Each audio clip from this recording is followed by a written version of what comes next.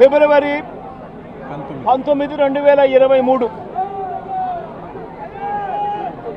పట్టాభి అనే వ్యక్తి రెచ్చగొడుతూ వంశీని తిడుతూ ఫిబ్రవరి 19వ తారీఖున తాను మాట్లాడిన మాటలు.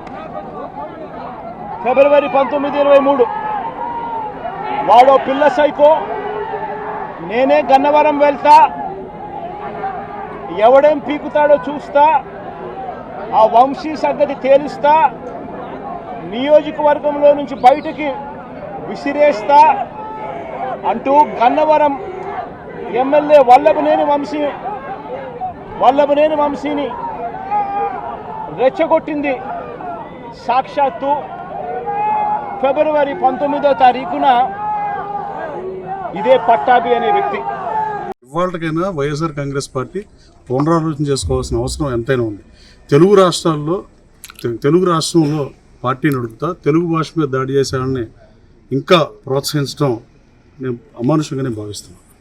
అలాగే ఇంకా ఆయన ఏ ఎంక్వైరీ ఎందుకు చేపించాల?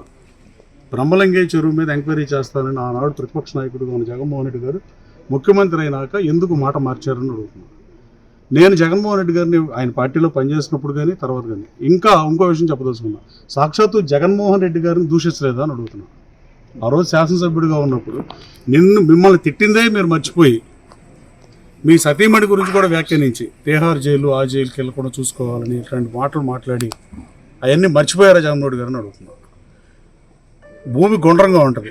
మనం అధికారంలోకి వచ్చిన తర్వాత పోలీసు వాళ్ళని బట్టలు తీస్తానంటాం, సభ్య సమాజం హర్షిస్తుందని నేను భావించట్లా. రాబోయే కాలంలో వైఎస్ఆర్ కాంగ్రెస్ పార్టీని ప్రజలు 11 స్థానాలకు పరిమితం చేస్తే నాకు ప్రతిపక్ష హోదా కావాలని అడగటం ఎంతవరకు ధర్మం? ప్రజలు ఇచ్చిన హోదాని వదిలేసి నాకు ఆ హోదా అక్కర్లేదని రేపు ఎన్నికల మేనిఫెస్టోలో డెఫినెట్గా మాజీ ముఖ్యమంత్రి గారిని అడుగుతున్నాను. ఏ పార్టీ అయినా మేనిఫెస్టో లేకుండా ఎన్నికలకు వెళ్ళే పరిస్థితి లేదు. అది ఏ పార్టీ అయినా.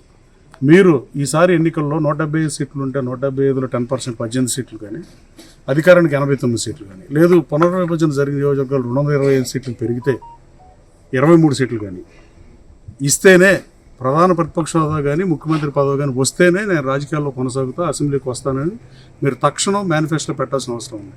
మీరు ప్రజలు ఇచ్చిన తీర్పును అవమానిస్తున్నారు, శాసనసభను అవమానిస్తున్నారు, పార్లమెంట్లో ఒక రీతిగా వ్యవహరిస్తూ రాష్ట్ర అసెంబ్లీని అవమానిస్తూ చాలా బాధాకరమైన విషయం. సభానాయకుడిగా 5 సంవత్సరాల పాటు శాసనసభను నడిపి ఇవాళ రూల్స్ తెలియనట్టుగా మాట్లాడటం బాధాకరం. సభానాయకుడిగా ఉన్న జగన్మోహన్ రెడ్డి గారు ఆయన అమ్మట గెలిచిన 10 మంది ఎమ్మెల్యేల్లో కొత్తగా ఎన్నికైన శాసనసభ్యులు మొదలుపడుతున్నారు. ముందు వాళ్ళ వ్యవహారం చూడమని జగన్మోహన్ రెడ్డి గారికి హితవు పలుకుతున్నారు. నేను అన్పార్లమెంటరీ మాట్లాడతాను జగన్మోహన్ రెడ్డి గారికి కూడా తెలుసు. కానీ ఆయన దూషించినా ఆయన సర్దుకునే పరిస్థితి. కానీ ఇదేదో డాక్టర్ రామచంద్ర గారి మీద మాట్లాడినప్పుడు ఇలాంటప్పుడు స్పందించుంటే కనీసం వైసీపీ శ్రేణులు కూడా హర్షించాయని నేను బలంగా నమ్ముతున్నాను. లేకపోతే ఫేక్ పట్టాల కేసు కానీ ఇట్లా ఎన్ని చూసినా పోనీ మీ ప్రభుత్వ హయాంలో నేను పార్టీ మారిన రోజున చాలామంది వైసీపీ శ్రేణులు పార్టీ మారింది. నేను కార్యకర్తల మీటింగ్ పెడితే 17,000 మంది వచ్చారు. 4,500 మంది మీద కేసులు పెట్టిన పరిస్థితి. కార్యకర్తని గాలి కుదరవద్దు జగన్మోహన్ రెడ్డి గారు, నేను కలిసి పనిచేయను, నేను గన్నవరం మీరు చెప్పిన కండిషన్ నేను వెళ్ళలేనని చెప్పినప్పుడు కార్యకర్తలు మాత్రం గాలి కుదరవద్దు జగన్మోహన్ రెడ్డి గారు. నేను జగన్మోహన్ రెడ్డి గారిని అడిగిన మాట వాస్తవం కాదు జగన్మోహన్ రెడ్డి గారు చెప్పండి.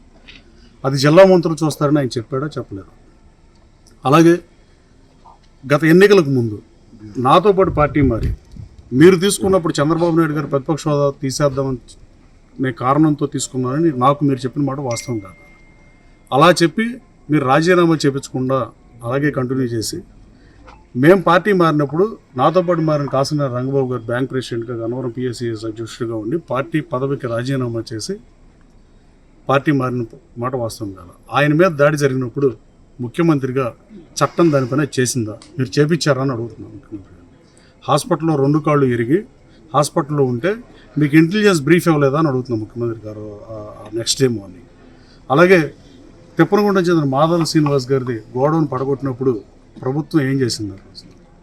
అలా ఇట్లా చెప్పుకుంటూ పోతే ఎన్నో చాలా పెద్ద లిస్ట్లో ఉంటుంది. ఇదంతా మాట్లాడి మీ మీడియాలు ఇదంతా చూపించలేరు. కానీ ఇట్లాంటి పరిస్థితుల్లో జగన్మోహన్ రెడ్డి గారు భాష మీద దాడి చేసిన ఏకైక ప్రభుత్వం వైఎస్ఆర్ ప్రభుత్వం. అంతకుముందు 1955 నుంచి భాషా ప్రయుక్త రాష్ట్రంగా ఏర్పడటానికి భాషా ప్రయుక్త రాష్ట్రాలు ఏర్పడటం కారణమే పొట్టి శ్రీరాముల త్యాగ ఫలితంగా ఆంధ్రప్రదేశ్ రాష్ట్రం ఏర్పడిన తర్వాతే భాషా ప్రయుక్త రాష్ట్రాలు ఏర్పడింది.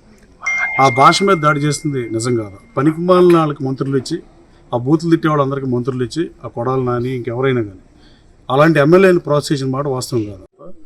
నరసింహారావు అనే ఎంఆర్ఓగా పోలీస్ స్టేషన్లో కేసు పెడితే ఆ తర్వాత 2 రోజుల్లోనే ఏం జరిగిందో మీకు తెలుసు.